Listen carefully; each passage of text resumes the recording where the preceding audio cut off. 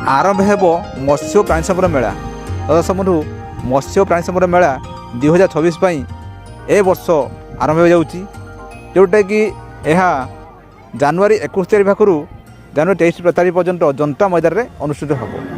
यही जो मेले सरकार तरफ जहाँ जहाँ माने योजना अच्छी स्टल मध्यम जनसाधारण को देखा एठी भी बहुत चाषी मैंने उपस्थित रहे, जोटा कि मत्स्य प्राणी संपद माध्यम सरकार चाषी मैंने किपरि अधिक अधिक उन्नति करेंगे, अधिक चाष करेंगे। तो सरकार हूँ मुख्य उद्देश्य। एथि आपण मैंने आसतु 21 रु 23 तारीख पर्यंत जनता मैदान अनुष्ठित हो। एठी बहुत सारा स्टल लगे, ता सहित भी कमर्शियल किसी स्टल रही आप जंत्रपाती स्टल रही सब प्रकार स्टल ये तो से आपने आसतु यही 21 रु 23 तारीख पर्यटन आसतु उपभोग करूँ, आप देखूँ आपणकर सरकार तरफ नुआ नुआ जो योजना अच्छी बुझंतु।